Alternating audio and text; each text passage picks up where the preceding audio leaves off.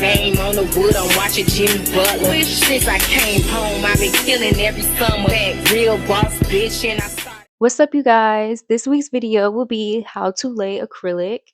And for this first part of the video, I will be teaching you guys the pop off method. I'm using cuticle oil, top coat, and just my nail tips with my glue. This is a really great method if you want to get a lot of practice in a short period of time, because you can literally do the design and pop it off. Or maybe you just want to practice, but you have an event later on and you don't want to be wearing some crazy funky nail design to the event. I really recommend this also for beginners too, because if the design doesn't come out how you like, you can just pop it off and you can just try again. So this is something pros love to use and beginners, because it just makes sense. So you guys just seen me push my cuticles back, of course, and now I'm adding cuticle oil on my nail beds and my cuticles, and I'm going to give it a really good rub. And now I'm going to take my top coat. This is the D&D gel non-wipe top coat. Of course, you can use any top coat you'd like. I would recommend using a older one, or maybe one just have like a second one, just because once you combine it with that cuticle oil, it's not really going to do its job correctly. So I would recommend having one on the side just for practice if you're going to be doing this method often. You can do up to 4 layers of this method. I personally did 3 layers in this video. I wouldn't do more than 3, but it honestly depends on how heavy-handed you are and how rough you think you're gonna be with your shaping, and also how long you want it to last. If you just want it to last a day or 2, you can probably just do 3, but if you really serious about it, you could do 4. It really all just depends on your preference. If you have weak nail beds, I'm gonna give you a warning. It might tingle a little bit. Afterwards, you're seeing me just wiping off that excess oil off the nail. You just don't want it all in your way and getting smudged on everything. I wouldn't wash it off, I would only wipe it off. It should just look like a regular gel mani by the time you get done. But here's the glue that I like to use. This is the IDB 5-second fast drying glue. It works really, really well. Super strong. It doesn't have a crazy smell and it works really well. Here I am just sizing up my nail tips to my natural nail bed. I am not going to be doing my normal method like I did in a previous video, where I size my nail tips like I'm doing here and then I cut it and then put the acrylic on, and it just doesn't make sense for the purpose of this video. I also want to give a heads up: when you are gluing on these nail tips, it will take a little bit longer for them to adhere to the nail, simply because, like I said, the nails are wet or, moist, and they've got that extra layer. So they're really not laying to your natural nail per se. They're laying on that top coat, which is a smooth surface. And we know when we prep our natural nails, we make it rough and we keep it dry. So you're going to have to hold it on there for a little while. You guys will see me hold it on there for quite a bit of time. I clipped it, but I spent quite a good minute or two making sure that all these nails stuck down.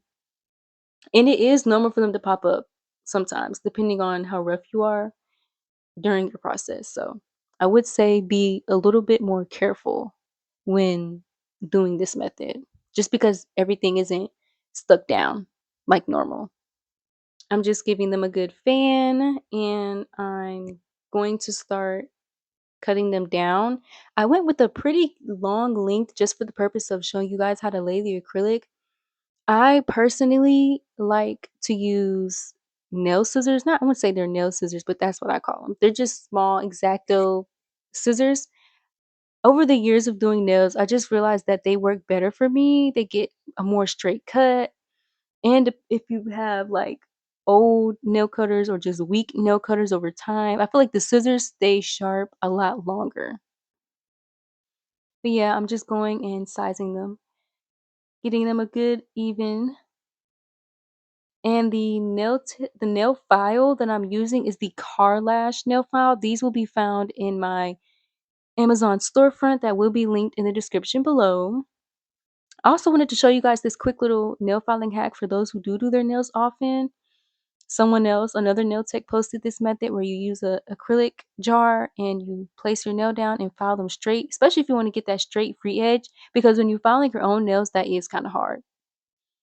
So I'm just dusting them off, and now I'm going to begin showing y'all my products. This is the Young Nails monomer I use, as well as the ASP dehydrator. Some people use alcohol. It's really up to you on that front. And of course, we have our Young Nails nail primer. For the brush I use is the Kiara Sky acrylic brush, Kalinsky. You can see me here swatching the acrylics. I couldn't decide which pink I wanted, but I ended up going with this one. The acrylic that I'm using for the first part of the tutorial is the Valentino Beauty acrylic in the color Cotton Candy. I went ahead and skipped over the pinky part just because it didn't get as good angles, but I am doing the 3 bead method.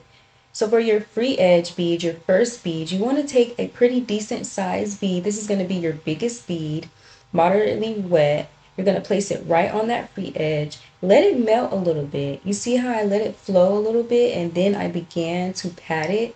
You really want to let the acrylic chemical reaction do most of the work, and you really just want to guide that acrylic down easily. You don't want to do extra work.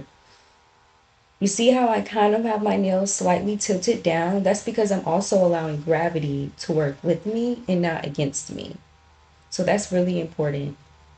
Angling your nail, even when doing other clients, the angle of their nail will be very helpful in helping you get the right acrylic placement. Notice how I'm brushing my brush on the paper towel as well in between all of my beads, just as a tip. This is a very important way to keep your brush clean. So you want to take a slightly smaller bead for your middle bead. I know that's hard to tell right here just because I do prefer my nails a little bit thicker on the apex, but it is going to be slightly smaller. Once again, you're just going to place it on right above the beginning of your first bead, and you're going to let gravity do the work. Notice how I'm not dragging any of it. I'm letting it flow. I'm patting and doing small, quick, light taps. Also notice how I'm constantly swiping my side walls. This is going to be very important in order for you to keep a good shape and make your shaping process a lot quicker, okay? For the cuticle bead, you're going to take an even smaller bead. Do not place that bead right on the cuticle. Place it slightly below the cuticle and then lightly push it up into the cuticle. Because what you don't want is to cause flooding in your cuticles, because that will cause lifting on your client's nails. And of course, we don't want that. So take a light, small bead. I wouldn't say you want this bead to be wet. I would say you want that bead to be a little more dry, just because that chemical reaction is going to happen. And when it does, it's going to melt it right into the cuticle. This is in real time, you guys. I be doing my acrylic really, really fast, but this is how it's looking. For the ombre, I will be doing ombre and marble. I'm using Super White from Valentino. And I will also be using Super White for the marble portion of this video. Once again, notice how I'm wiping my brush, keeping it clean. And the first step is you're going to take your first desired color. For this case, it will be the white. See how I'm tapping in my brush, making sure I have the right amount of wetness, because you don't want an overly wet brush, because then your beads will be super runny, but you also don't want a drop. Y'all, look how I just, see, stuff happens, stuff happens. I'm gonna keep it real with y'all. So don't drop the bead like me, but try again. Get that ratio, pick up that decently sized bead, dry it off just for a couple seconds so it's not too runny. Place it down and just do your patting. Do your patting. Don't overthink it, you guys. Don't overthink it at all. I also want to know, a lot of people say that Valentino Beauty is not a beginner acrylic, but I genuinely started out as a beginner using Valentino. Girl, what are you doing?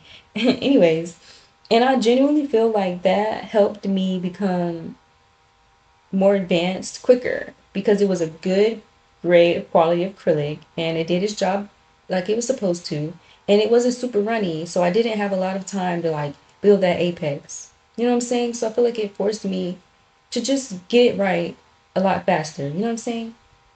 Because a lot of people prefer running acrylic so they can quote unquote build it up on their own time. But when you're doing sets, you don't really have that much time, and you also have to wait longer for it to dry. So for our second bead, I'll be going back in with the cotton candy, dipping it into my monomer. And for this bead, you want to place your next color right on top of the beginning of that first color. And you want to let it sit there for a second, just a couple seconds, so that way that color is obviously on there. See how I'm just letting it sit, and I'm just going to let it melt right on top. And then you're going to take a little bit of more wetness and you're going to quickly swipe it down. Light and swift swipes.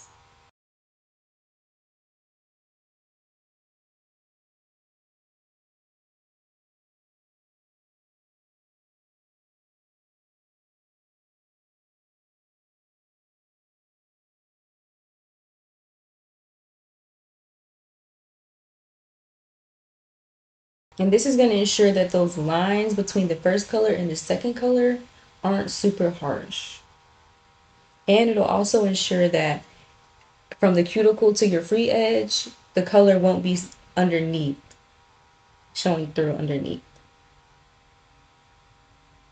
For your cuticle bead, you're going to go in once again, take a little bit of a smaller bead, not necessarily wet. It depends on your confidence level. Notice how I have my finger pointed downward, a lot more downward for the cuticle bead, just to ensure it doesn't run. And I'm swiping off a little bit because I accidentally grabbed too much, as y'all see. And I'm just trying to keep in frame, obviously, here, but see how I'm slowly pushing it up into the corner? Don't let the acrylic rush you. You control the acrylic. Do not let the acrylic control you. That's probably the biggest thing. I know some people get scared. They see it running. They don't know what to do. Girl, you in control. Grab that brush and move it where you want it to go. And then I can see I'm just trying to clean up my sidewalls up on my natural side.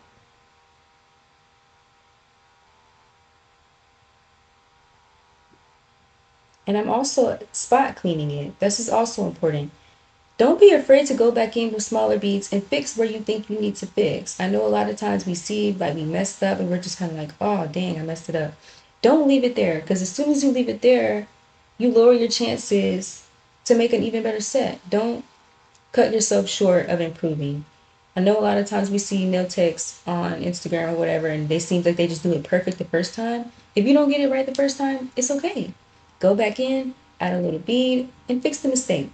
I can admit myself, even after doing this, my application isn't perfect all the time. If anybody tells you their application is perfect all the time, they're probably lying. But here is my ombre. See, you really can't even tell between the two colors. You see how it's a flawless blend? This pink and this white, I love pink and white ombres. But for our encapsulation, I'll be using Beauty Secret's clear acrylic. Encapsulation is simply where we're encapping our pink and white design into a clear design. This is for protection when you're shaping so you don't file away your ombre design that you just worked so hard on. And this is also going to reinforce your apex for the structure of your nail. The encapsulation process will vary between the ombre and the marble. But for the ombre, you're going to take a decently sized, moderately wet bead. See, it's pretty decent size. I didn't even pat it right here.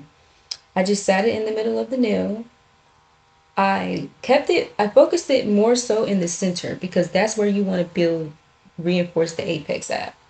And I'm just going to tap, tap, tap around and smoothing out the excess.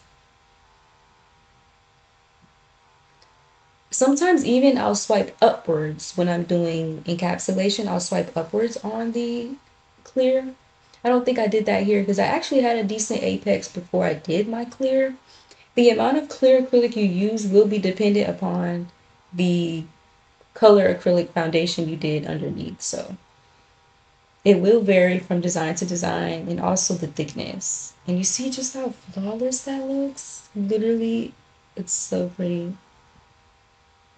Low key, I should have did a darker pink, but I just really wanted a soft pink. I was in my soft girl vibe, okay? But that is how it's looking. I actually did a marble on the thumb. I just wanted to show you guys that here. I'm not going to explain the process on that nail because I'm also going to do marble on the ring finger. But I am going to show you guys me encapsulating this nail. So see how flat the original acrylic design is? You want to act like that design is not even there at all. Just act like it's not there, and you're going to go in and do your application like normal, okay? So I'm just putting my free edge bead, which is a pretty decent sized bead, and I'm patting, remembering to pat my sidewalls at all times to keep that shaping nice and crisp.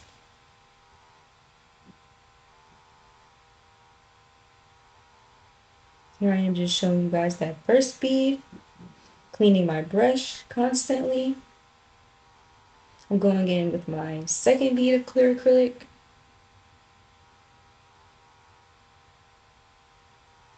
It's a slightly smaller bead. I'm focusing it right in the center of my free edge and my natural nail, doing my light patting. Notice how I pat the sides first. Once again, that also keeps down on the bulkiness if you can swipe those sidewalls first, because it's okay, of course, for it to be thick in the middle because we're building an apex. I wouldn't overthink that too much.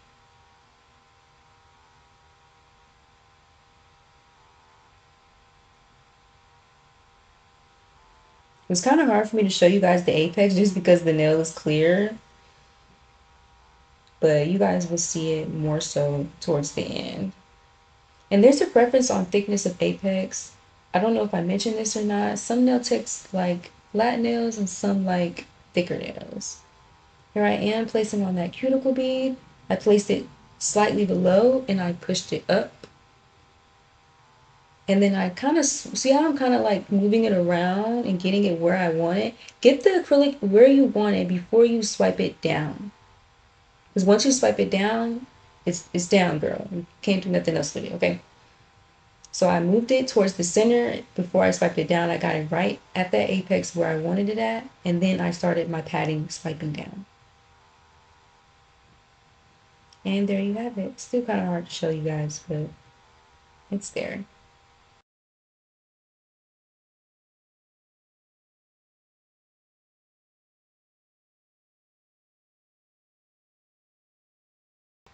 So for our final nail, which will be our marble nail, the first thing you're going to want to do after you prep your natural nail is you're going to take a tiny, tiny bead of clear acrylic and you're going to place it directly at the cuticle, directly slightly below. Remember that, slightly below.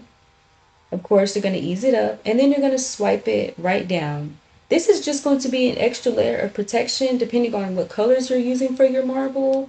If you use a really bright color, sometimes it can stain the natural nail if you put it directly on. And certain color acrylics, to me, honestly, have less good retention than other colors. Like clear is going to be your best acrylic for retention. So this is just going to be an extra layer of protection for your acrylic design. And you see how flat it is? It's like you can't even see that it's there. And once you do that, you're going to take the size of the bead is up to you depending on how intricate you want your marble to be. But you're going to take a really wet bead of your clear acrylic or whatever base color you're going to be doing for your marble. I would recommend doing your lightest color first, okay, and then putting your deeper color on top. And you'll see me do that here. I'm taking a really wet bead of acrylic, and you see how it's running? It just started running. And I'm taking an even smaller bead of your brighter color because you don't want it to overpower. And what you're going to do is you're going to simply smooth it around. This is a bit of a messy thing, okay? So don't be afraid. Just get into it, get a little messy with it. But you see how I'm just moving it around anywhere I want it? And this is what they call a smoky marble. I know this was really popular in like 2019, 2018. This is one of those OG styles, but it looks so pretty already. You can see it's just clear, smoky. Once again, I'm going to take another wet bead of acrylic. And you want to keep this really thin, you guys. You want to keep this really thin. Even if you're using more than 2 colors, keep it thin, okay? So that way you have room to fix it. So I'm taking that wet bead, it's a little runny, and placing an even smaller bead of my stronger color, and I'm just mixing it in. And this is the fun part about marble. You can literally do it however you want. There's no right or wrong way to do marble because you know marble is a natural element. It's never going to be the same. So I feel like if anybody tells you I want my acrylic marble to look exactly the same, they're probably just being pretty picky, honestly. But my clients love when I do marble. It's one of my favorite designs to do, whether it's with acrylic or gel. And you see how I honestly realized that I kind of wanted more white at that center point. So I'm going in, I just put a little tiny piece of acrylic. You see that? And I'm just going to swipe it around just to add more depth to my design. So you can play around with it and get it exactly how you want it. And it looks really good. I love smoky marble. I'm trying to clear it out for you guys. And you're going to notice how flat it is. See how flat the whole entire design is? That's okay, because once again, we're going to go in with our clear acrylic and we're going to act like that design is not even there, okay?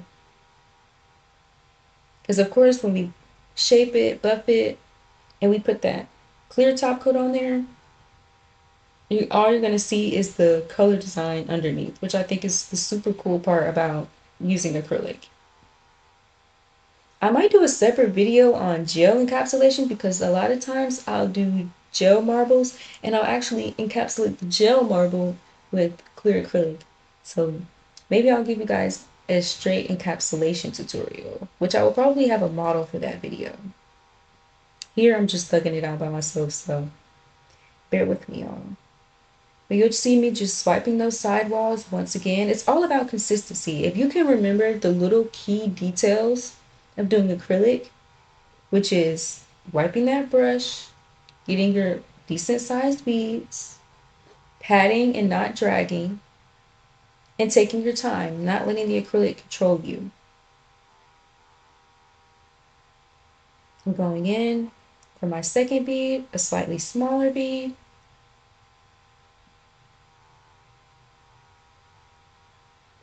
Excuse me for being out of frame. I tried to actually stay in frame pretty good, I think, for this, all things considered.